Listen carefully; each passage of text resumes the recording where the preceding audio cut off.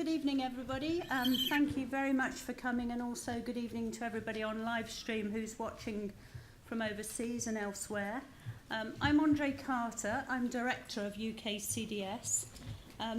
Just a couple of points of housekeeping before we move on, as usual. If there is an alarm, it's not a practice. We should all move out, stairs this side, down to the basement, and we'll lead you out to the UCL quad. If it is a security alert, we'll go into the tunnels underground. It used to be MI5 here, so we have somewhere underground. It's quite exciting. So before we actually start, I wanted a few words on UKCDS. UKCDS makes science work for development. We're a group of organisations, 8 UK government departments, 5 UK research councils and the Wellcome Trust, and we work with the Bill and Melinda Gates Foundation. And tonight we have 2 of our members, DFID and ESRC, represented. We're a fairly unique organisation in that we've recognised that the development and science policy landscape for international development is really quite fragmented and scattered. Sorry.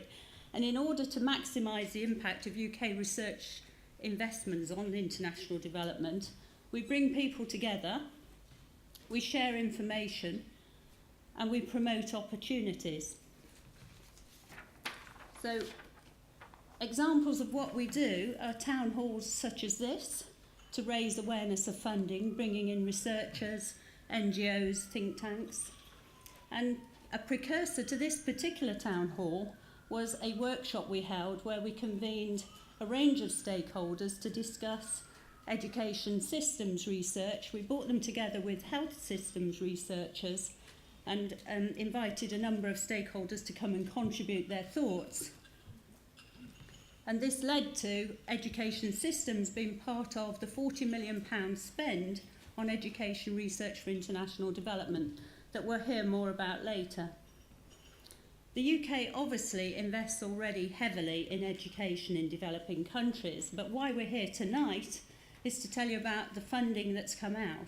It's not sufficient to just keep pouring money into education research. We have to understand the systems, and we're not very good at understanding that. They're very interdisciplinary, very complex, not linear. And whilst I say complex, we actually have another workshop here on the 10th of February with Ben Ramalingan, Aid on the Edge of Chaos, exploring the role of complexity in science. So please come and talk to one of us about that particular workshop. So this town hall fits with our mandate. We're bringing funders and researchers together, sharing information and promoting and funding opportunities for researchers. And we're lucky to have these 4 organisations telling you about their work and their funding opportunities. And we'll be joined on the panel by Jordan Naidu, also from UNICEF. So I'm really pleased to welcome our 4 speakers. Because of time, you want to hear from them. I'm not going to go through their bios. I'm going to invite each of them to talk for 10 minutes. If you have specific questions to them, very short ones please, please ask them straight afterwards. State your name, affiliation, and then we have a discussion afterwards so we can talk more fully about the issues around education systems. So we are on Twitter, so if you want to ask a question, or anyone who's watching on live stream, at UKCDS, and please use the hashtag development funding.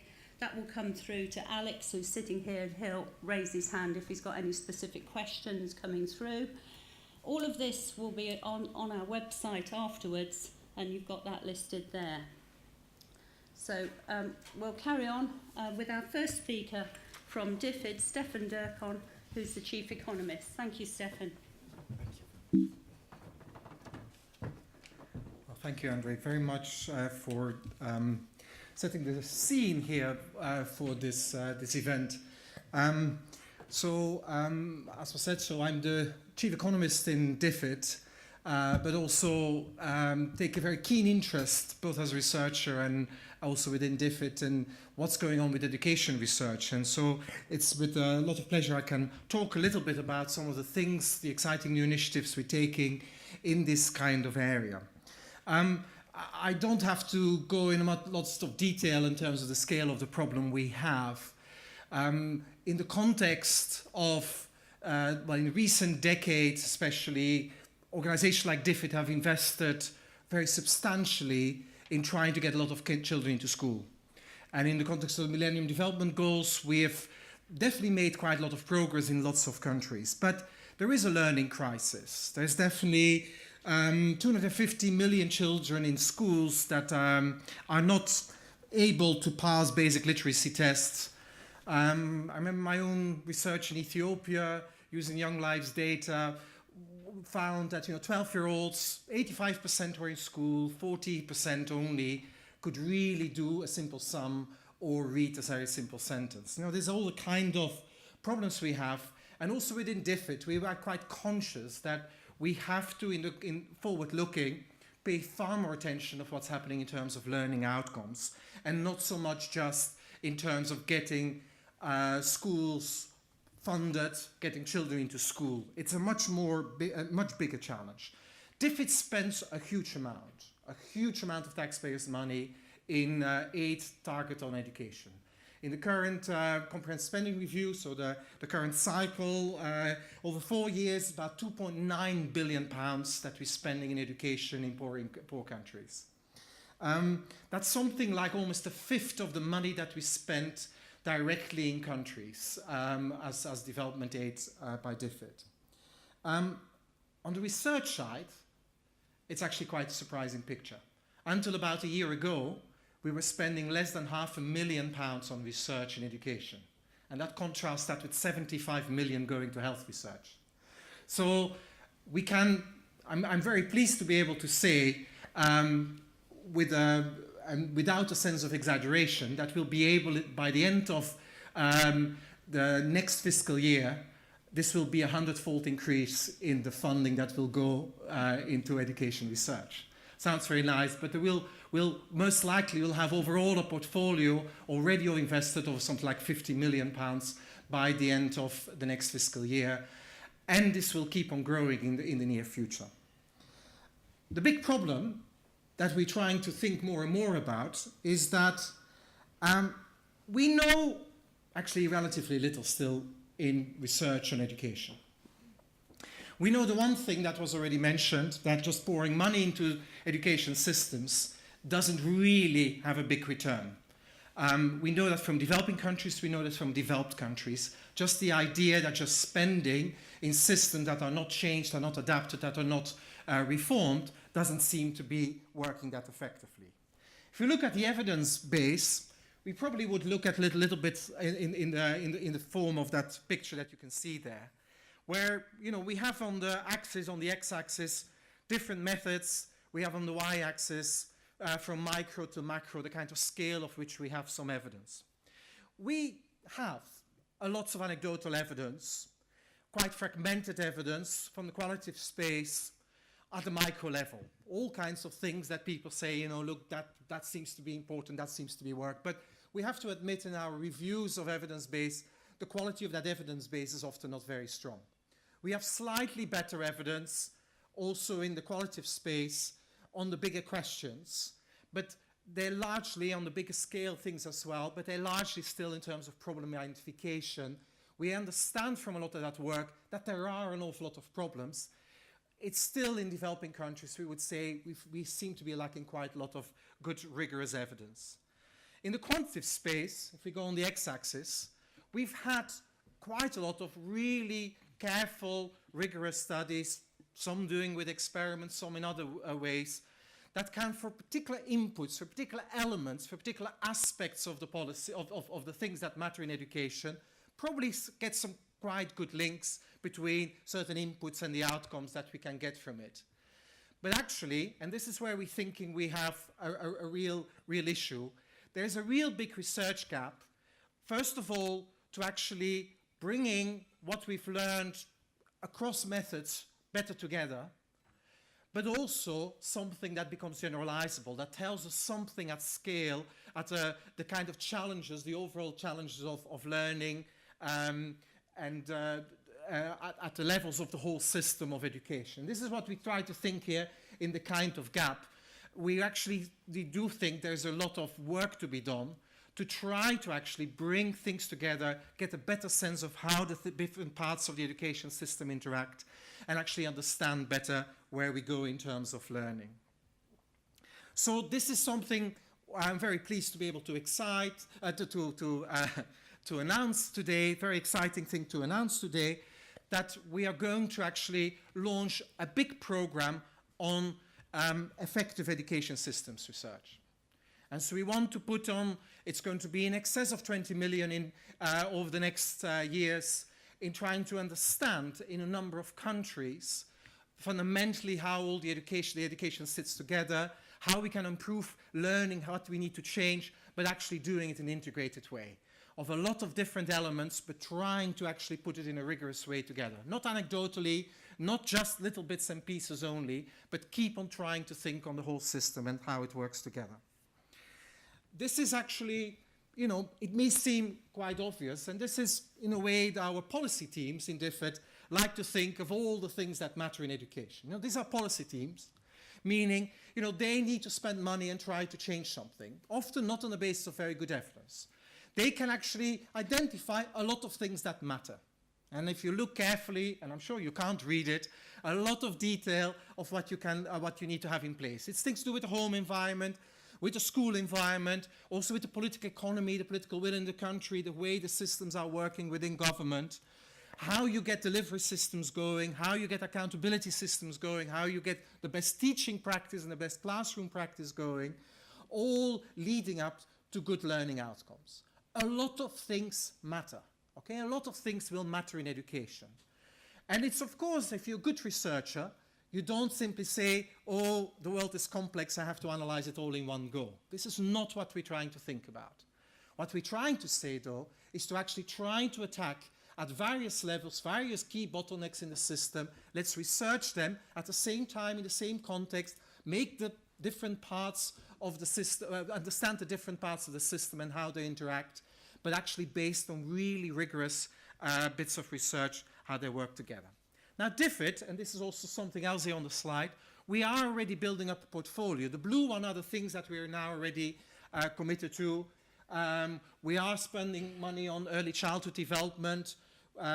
We are working with other teams in DFID on accountability research within education. We work on issues to do with education and growth.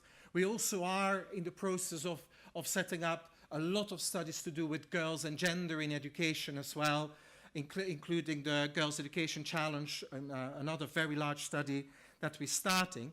But the green things is that are kind of things we're in the process of starting up. I think our colleagues from ESRC will talk a bit more about the program we're doing with them.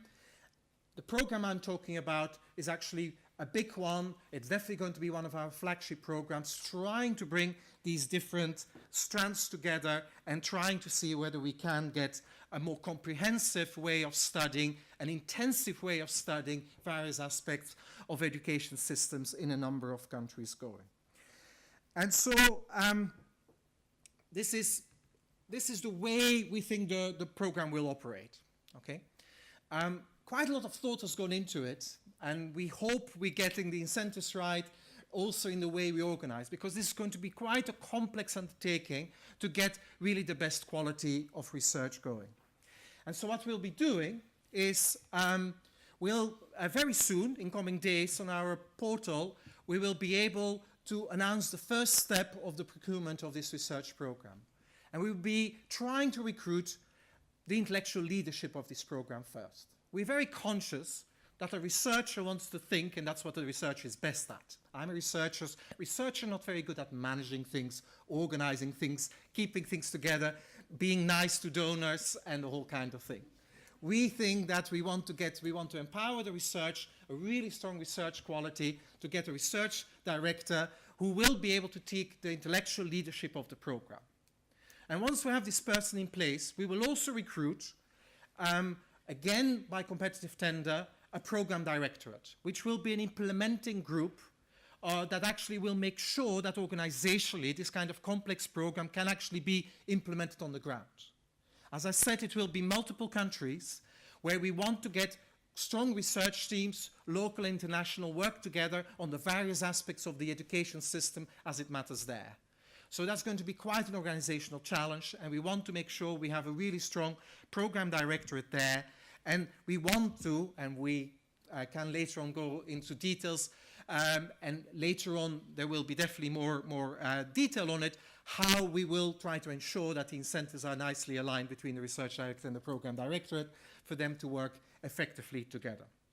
And so then we will actually want that this group of people will then actually, with open competition, select the best teams to actually implement sets of research in some of these programs. Research director will have a big say in how these things will be operating, but we're going to get lead researchers for a number of countries set up to actually try to see whether they can get the best possible research going. This is likely to be in countries that DFID has a stake in, and where also there is a clear interest of governments to actually work on this comprehensive way of working. DFID will take an important role in trying to secure some of that collaboration so that we actually can work effectively in there, also to overcome lots of the typical problems we have with complex research programs. If Ben was here, I would say it's a very nice linear way of solving a complex problem, which usually is my answer to lots of complexity. If you don't unpack the problem, you often may be able to find a way of dealing with it. But anyway, and this is the way we'll procure this very soon. There will be a supply meeting where we actually will give more detail for those interested on the procurement for the research director. That moment will also be a good moment to get some clarity maybe on that directorate. And this will take place, I think it's the 5th of February, and details will be posted, and we can later on also talk to you about it. But, this is going to be a complicated program. This is going to be a very ambitious program. This is trying to answer, also for DFID, operationally relevant questions. But at the same time, we only want to do this on the basis of the best possible rigorous evidence, a really strong quality research that is also relevant for other contexts, and indeed is relevant for the country that we're implementing this. So we hope that there will be quite a lot of interest in it, and this is actually the first of other things that we'll be doing also in education research. And I would also say keep your eyes open in terms of some of the initiatives that we will take in coming years. I think quite good times are ahead for education research, at least if it is up for DFID. Thank you very much.